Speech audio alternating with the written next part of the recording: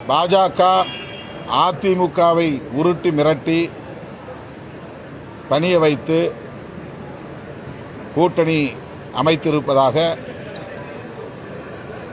அமித்ஷா அவர்களே அறிவிக்கிற நிலையை நாம் இங்கே பார்த்தோம். கூட்டணி ஆட்சி அமைப்போம் என்று அதிமுக தலைமை அறிவிக்கவில்லை.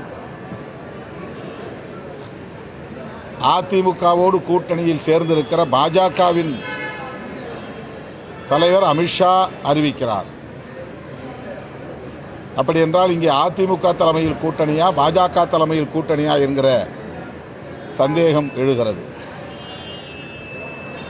அதிமுக தலைமையில் தான் கூட்டணி என்றால் அதிமுக தலைவர் பொதுச் செயலாளர் திரு எடப்பாடி பழனிசாமி அவர்கள்தான் நாங்கள் கூட்டணி ஆட்சி அமைக்கப் போகிறோம், அதன் அடிப்படையில் இந்த கூட்டணியை உருவாக்கி இருக்கிறோம், எங்கள் தலைமையில் பாஜக இணைந்திருக்கிறது என்று அறிவித்திருக்க வேண்டும்.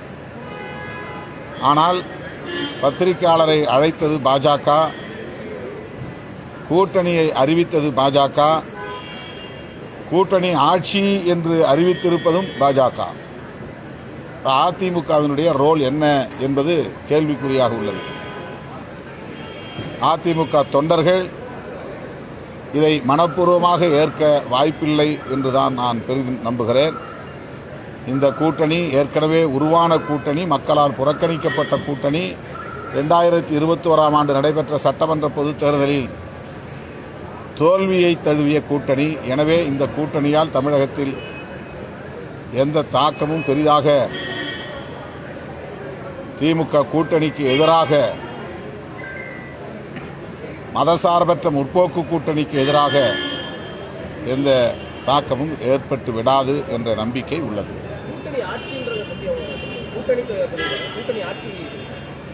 அமித்ஷா சொன்னார், கூட்டணி ஆட்சி அமைப்போம், திமுகவை அகற்றுவோம் சொல்லியிருக்கார்.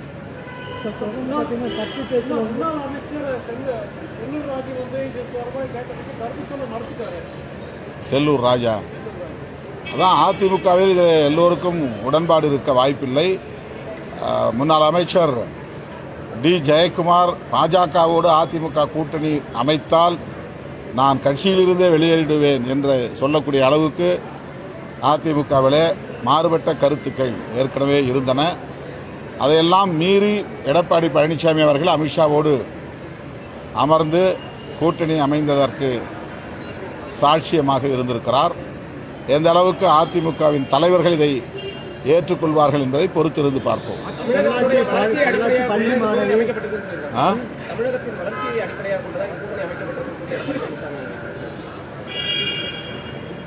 உருவான கூட்டணியை நியாயப்படுத்துவதற்காக அவர் ஏதோ சமாளிக்கிறார். என்னை பொறுத்தவரையிலே அவர் பாஜக அல்லாத ஒரு கூட்டணியை அதிமுக தலைமையிலே அமைக்க வேண்டும் என்று முயற்சி எடுத்தது உண்மை, அது நாடு அறியும். அதற்கான சூழல் கனியவில்லை. அது மட்டுமில்லாமல் திரு செங்கோட்டையன் அவர்கள் அமித்ஷா அவர்களை தனியே போய் சந்தித்து பேசுகிற அளவுக்கான சூழலும் உருவானது. அது எதற்காக என்று நமக்கு தெரியாது.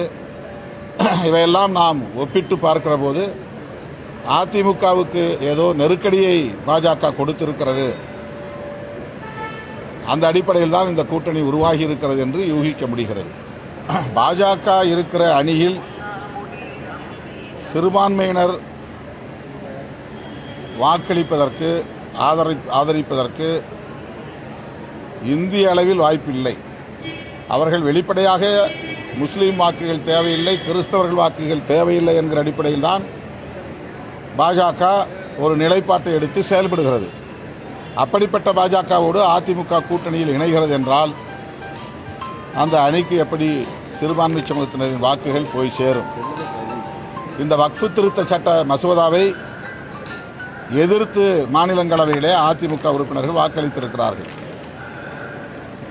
ஆனால் திடுமென பாஜகவோடு கூட்டணி அமைத்திருக்கிறார்கள். இந்த இடைப்பட்ட 2-3 நாட்களில் என்ன நிகழ்ந்தது, ஒரு வாரத்தில் என்ன நிகழ்ந்தது? மாநிலங்களவையிலே பாஜக அரசு கொண்டு வந்த வக்ஃபு திருத்த சட்டத்திற்கு எதிராக வாக்களித்த அதிமுக இன்றைக்கு பாஜகவோடு கூட்டணி அமைத்து அறிவிப்பு செய்திருக்கிறது என்றால் அதிமுக எந்த அளவுக்கு நெருக்கடிக்கு உள்ளாகி இருக்கிறது, பாஜகவின் கட்டுப்பாட்டுக்குள்ளே போயிருக்கிறது என்பதை இதிலிருந்து உணர முடிகிறது. அதிமுக பாஜகவுடைய கட்டுக்குள் வந்துச்சு அப்படின்னு சொல்லிட்டு திருமாவளவன் விமர்சனம் பண்ணியிருக்காரு. இல்லை, இப்போ திருமாவளவன் ஒரு விஷயம் சொல்லியிருக்காரு. அதாவது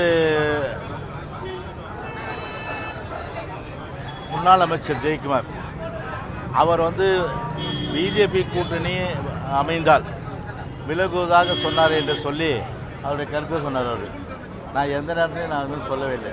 அது ஒரு திட்டமிட்டு ஒரு ஃபேக் கார்டு, அதாவது ஒரு பொய் செய்தி திட்டமிட்டு பரப்பி நான் இயக்கத்திலேருந்து விலகுவதாக நான் எப்போ சொன்னேன்?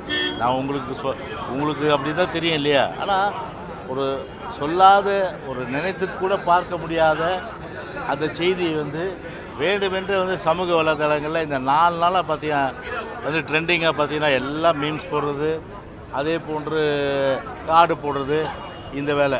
ஒரு வகையில் பார்த்தீங்கன்னா அந்த யூடியூப்க்கு என்னால் அவங்களுக்கு வருமானம் கிடைச்சிது எனக்கு ஒரு பெரிய மகிழ்ச்சி. ஏன்னா அந்த யூடியூப்பில் பார்த்தீங்கன்னா ஒவ்வொருத்தர் பார்த்தீங்கன்னா 5 லட்சம் 10 லட்சம் 12 லட்சம் பார்த்துருக்கான். ஸோ அவர்களுக்கு வருமானம் கிடைத்தது. அதற்கு உண்மையிலேயே எனக்கு ஒரு சந்தோஷம், என்னால் ஒரு வருமானம் கிடைச்சிது. ஆனால் ஒன்றை மட்டும் தெரிஞ்சுக்கணும், நிச்சயமாக எங்களுடைய குடும்பத்தை பொறுத்தவரை ஒரு திராவிட குடும்பம். அதாவது பார்த்திங்கன்னா 75 ஆண்டு காலம் எங்களுடைய அப்பாவுடைய அண்ணன், அவர் பேர் தேசுங்க, ஆனால் இயற்பெயர்.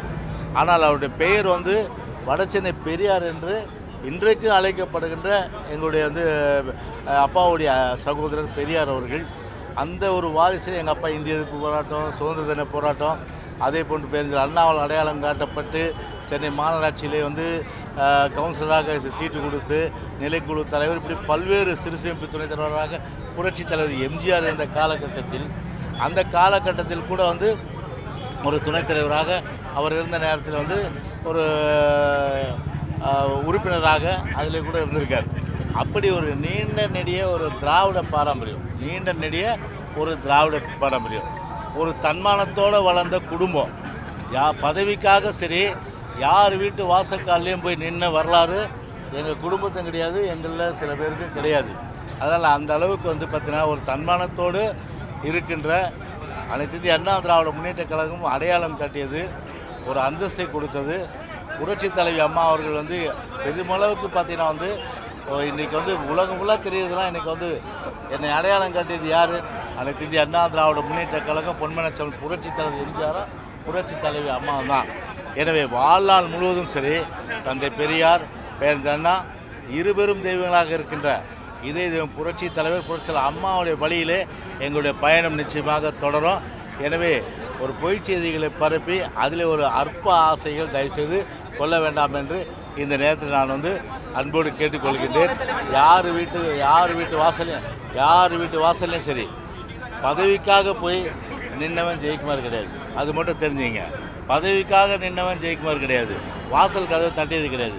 ஏன்னா பதவி என்பது அண்ணா சொன்னார், தோளில் போட்டிருக்க துண்டு, ஆனால் என்னை பொறுத்தவரை ஒரு கட்சிப்பு. அதுக்காக இந்த இயக்கம் கிடையாது. வாழ்நாளதும் உயிர் மூச்சுன்னு சொன்னால் அது அனைத்து இந்திய அண்ணா திராவிட முன்னேற்ற கழகம். அந்த அனைத்து இந்திய அண்ணா திராவிட முன்னேற்ற கழகன்ற அந்த ஒரு மாபெரும் இயக்கம் தலைவர் ஆரம்பித்து இந்த தீய சக்தியாக இருக்கின்ற கருணாநிதியை ஒழித்துவிட வேண்டும் என்பதற்காகவே இயக்கம் ஆரம்பித்தார்கள். எனவே அந்த வழியிலே தான் எங்களுடைய இயக்கம் இன்றைக்கு பயணிக்கின்றது. அந்த வகையில் தான் நானும் பயணிப்பேன் என்று சொல்லி ஓகே.